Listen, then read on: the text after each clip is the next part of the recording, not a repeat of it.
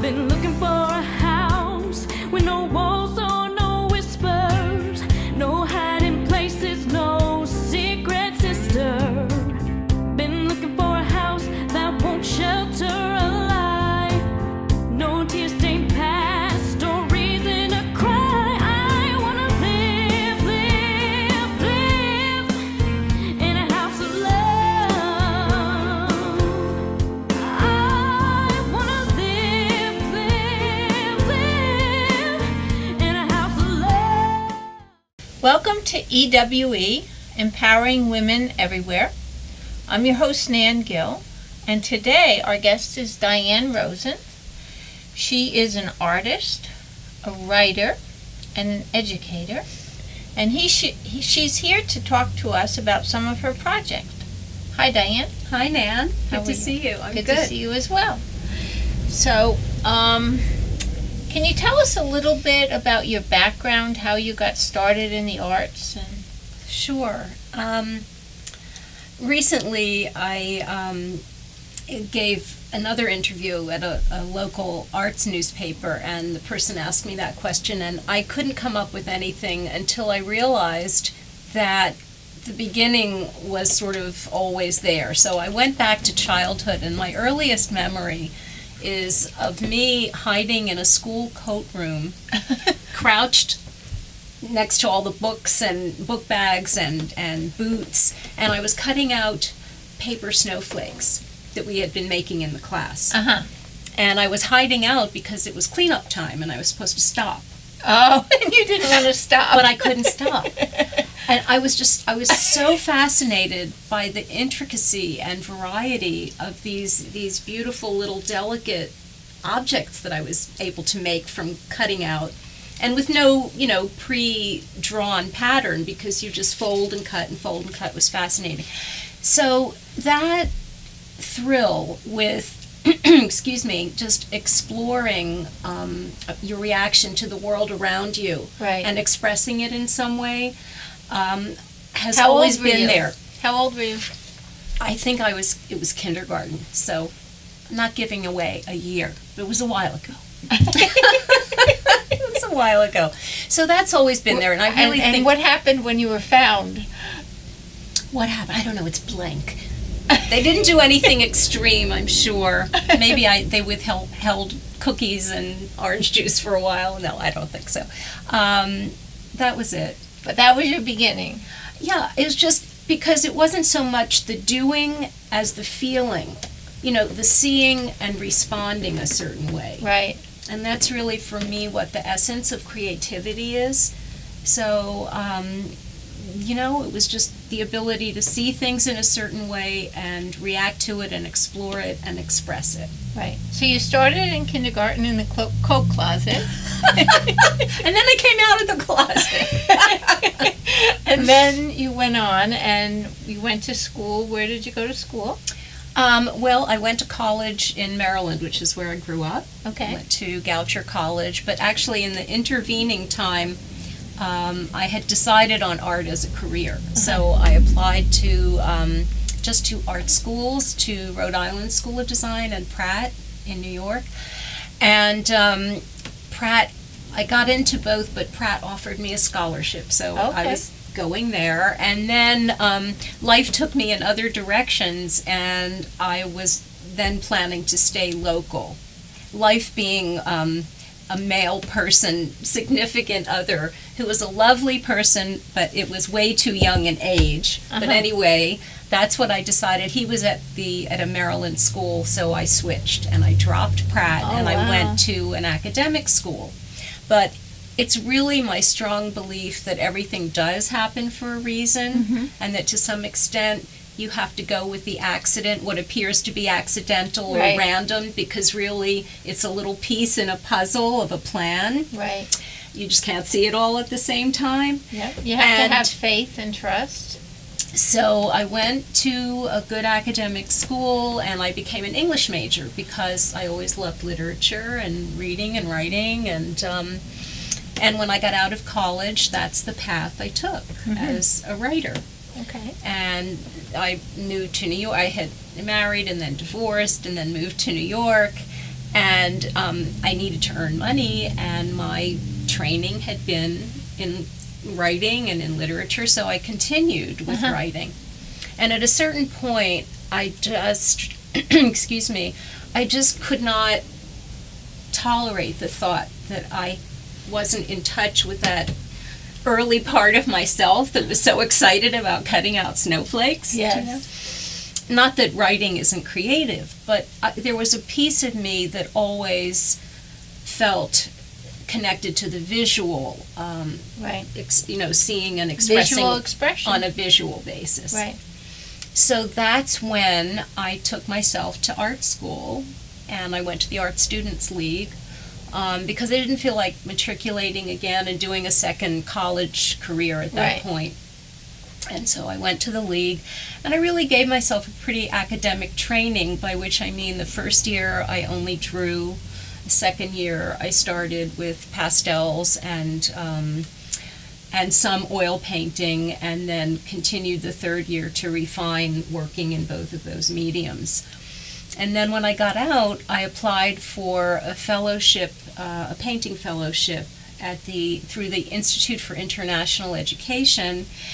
And I did get a French government fellowship, so I was very lucky. Wow, that's I was great. able to live in Paris for a year and pursue my painting and study Degas, because I was already fascinated by pastel, and that's the medium I was using most of the time. And so I did my own work, and I studied Degas, which was super. And what are some of the projects you're working on now? Well, it's a variety of things.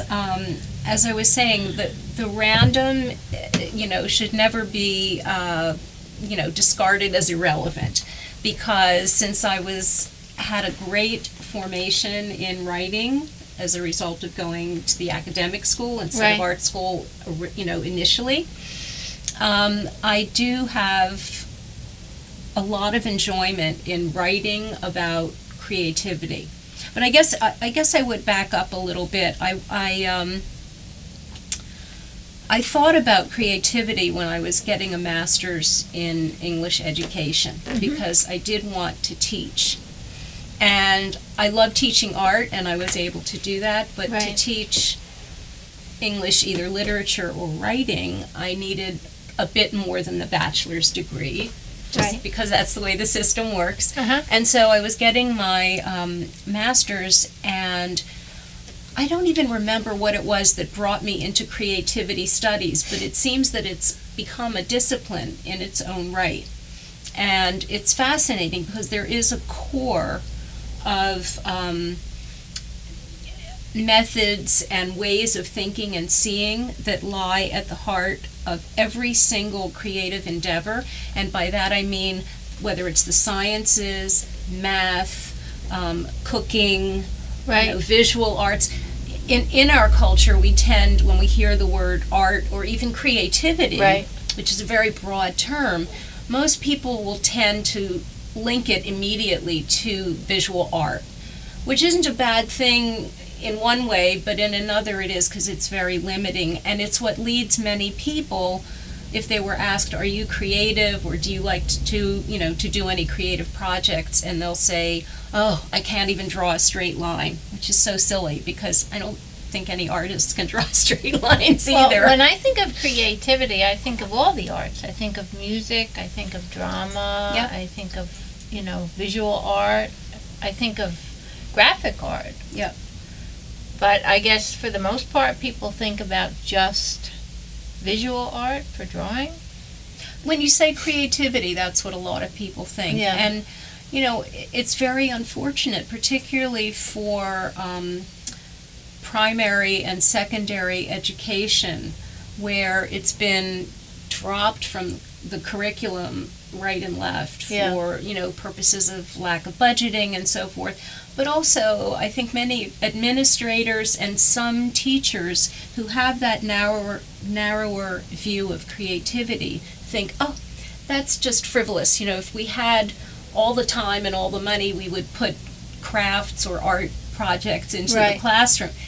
But that's not what we're talking about. Right. We're talking about that early concept of seeing the world, responding to it in your unique way, Right. thinking about it differently, expressing it, and giving it new meaning.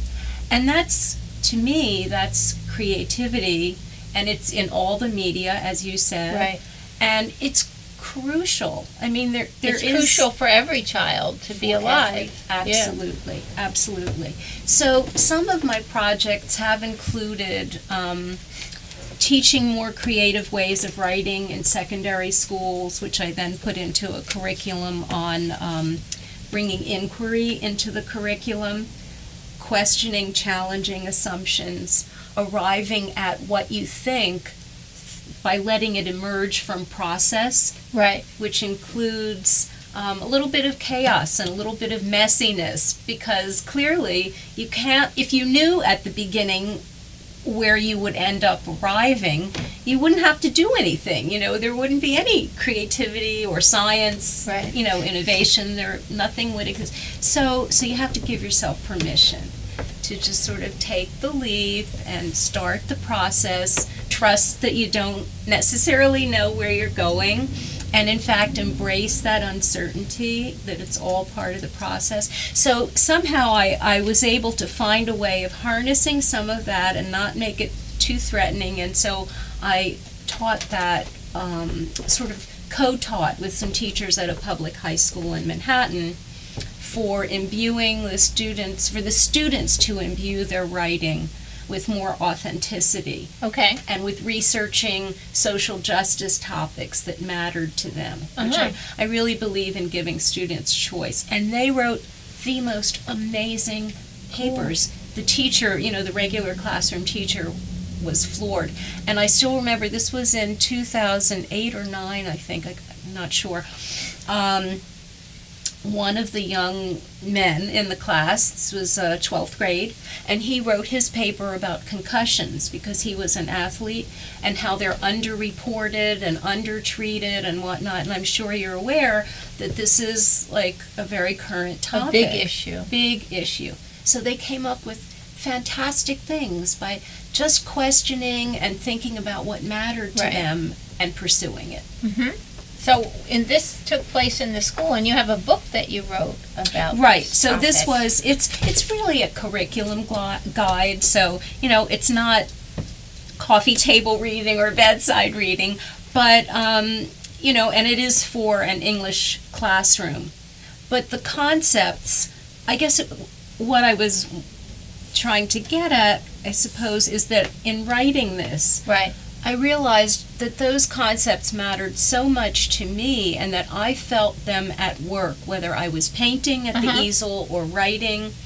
And so I wanted to convey that, and it became the basis. What I did in this curriculum kind of became the framework of my teaching creativity empowerment, Right. which is more what I'm involved with now because I'm not, in the secondary classroom anymore. Right.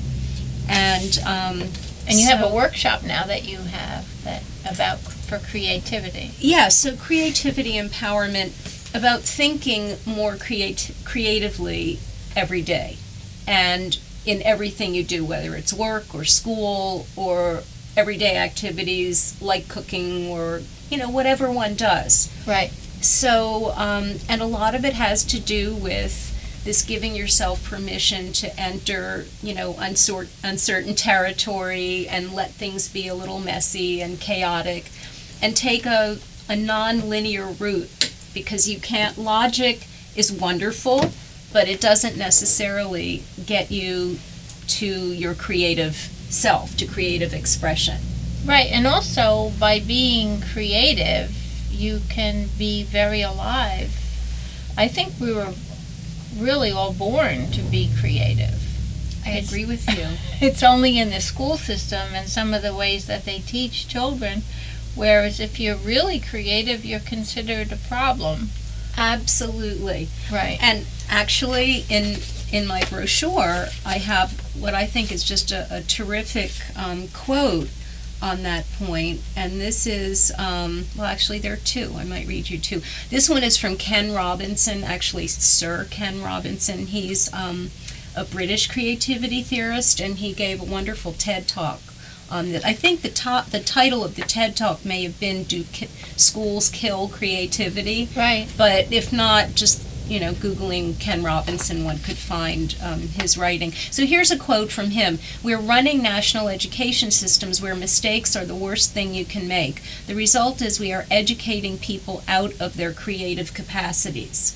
So I think that's a really good one. That's a beautiful one. And then there's another one. This is by an American writer, Tony Wagner. He wrote The Global Achievement Gap, which is sadly a true fact. Curiosity, imagination, and other habits of mind are, for future generations, what the 3 R's were before. They are the new basic skills for work, learning, and citizenship. And what are those 3 again? Creativity? Curiosity, imagination, and other habits of mind, creative habits of mind. Exploration, experimentation. And also, one of the most important ones, and I talk about that in my workshop as well, is not only giving yourself permission to make mistakes, but and suspending your critical judgment for a while. It does come into the process, because all parts of your brain, and this is the new neuroscience, there's no longer it's no longer considered valid.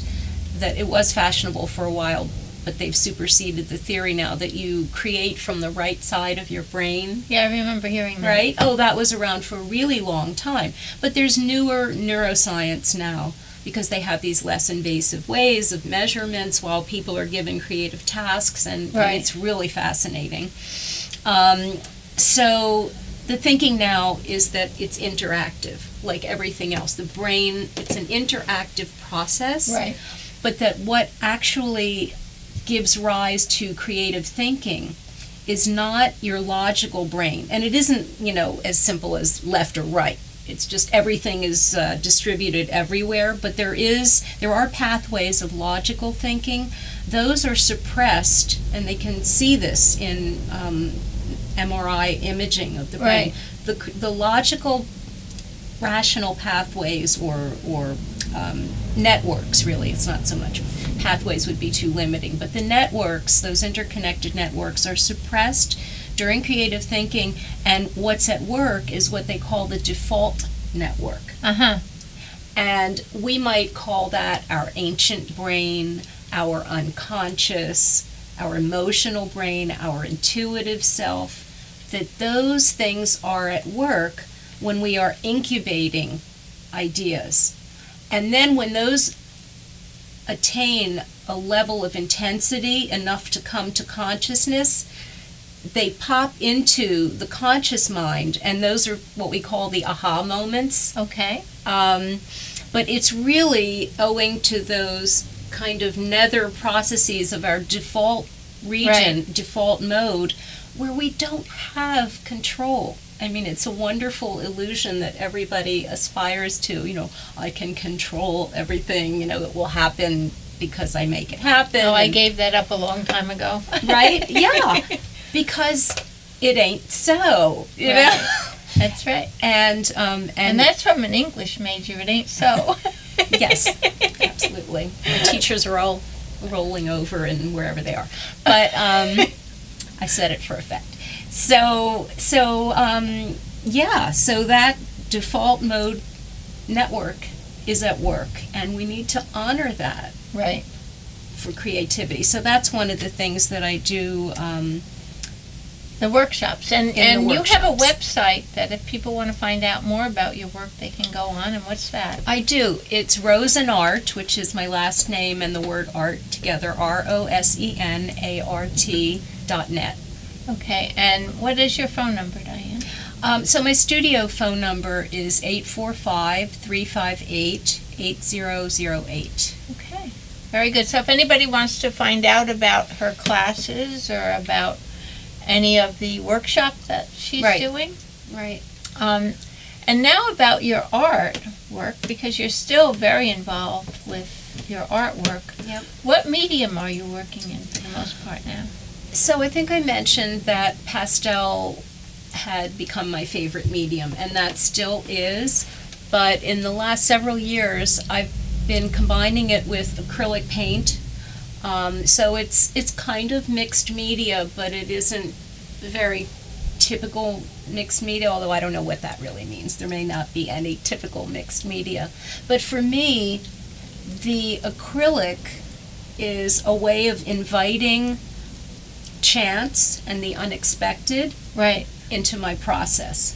So what I do is I start with a good size handmade paper that I always use. It's like 27 by 39 inches. And I get usually black, but sometimes dark green or dark other colors, paint, acrylic paint, and I spatter the surface. I put the paper on the floor and I drip on it, or I spatter paint and just let that dry. And then I work with realistic imagery of figures in pastel over those that. serendipitous, markings. And the way things interact speaks to me and really helps generate the imagery and tells me, it kind of helps shape the negative spaces and the forms and the compositions. So I guess in a way it's symbolic, but it's also just literally a technique that I enjoy and that Right. works for me. You're doing mostly the woman's body, and are you still Yes. mostly in that form?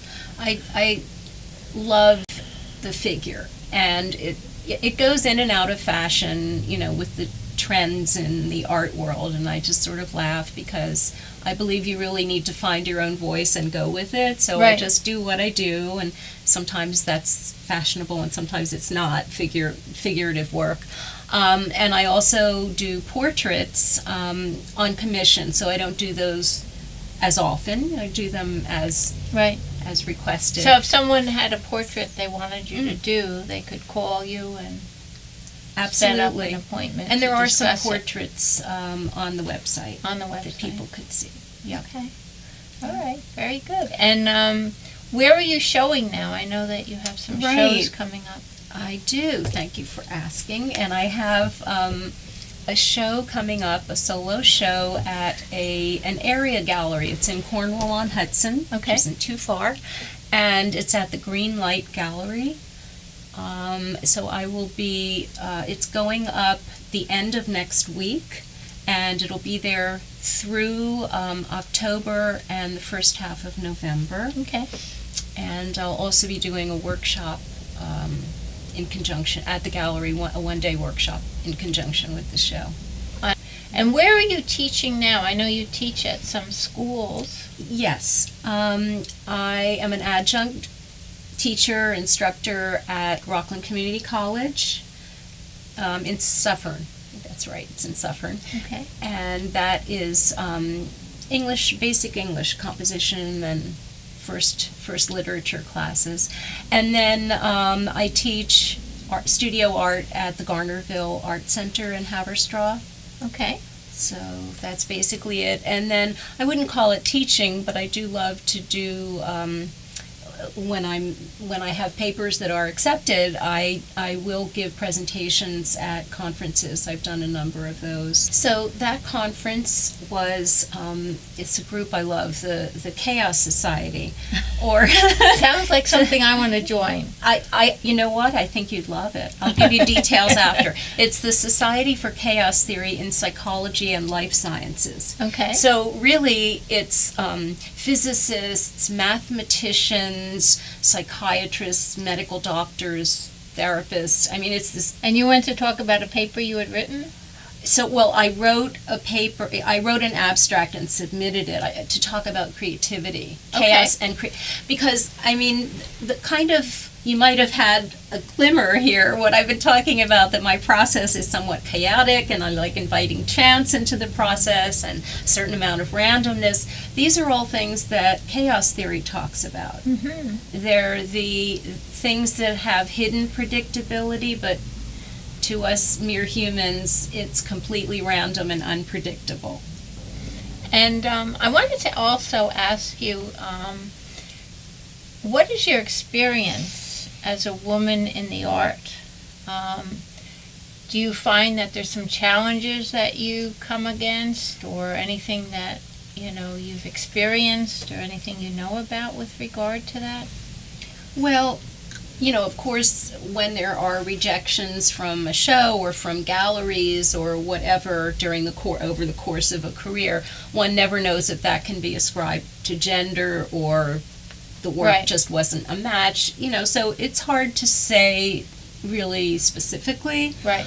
But I do know that in general, it's very hard for a woman to make it big in the art world. I mean, I feel fortunate because I create my work, I show my work, sell the work. It's beautiful. Well, thank you very much. It's absolutely Appreciate beautiful. that.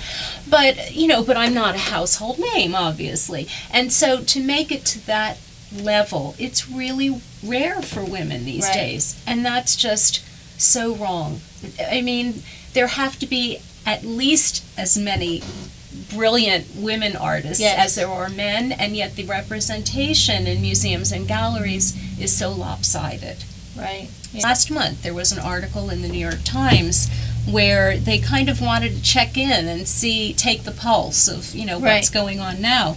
And apparently in 1985 they had gone around to all the major museums, and I don't actually know if it was just in New York City. I think so, but I'm not sure.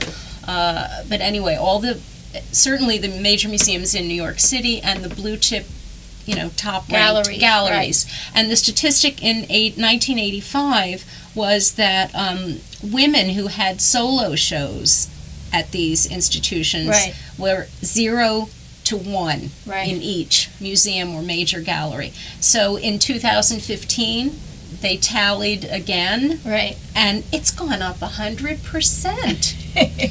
We now have 1 to 2. We now have 1 to 2 women being given solo shows in major museums and blue chip galleries to, the rest of the percentage all being male. Okay. Not right. No, It's not right. it's not fair to the public either, because if I didn't know you personally, I wouldn't know of your beautiful work. So, Well, I thank you again, and it's not. It is unfair to the public, and in numbers of ways, and it's unfair to future generations of young women.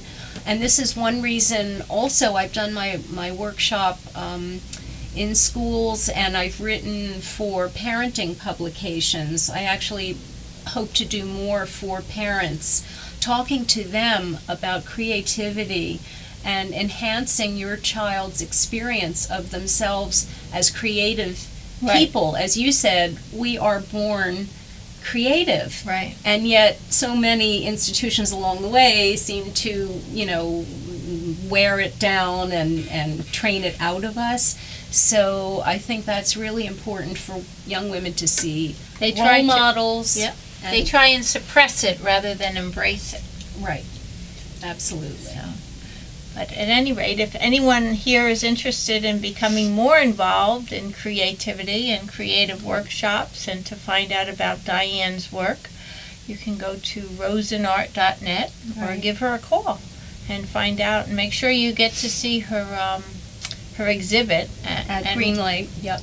At Green.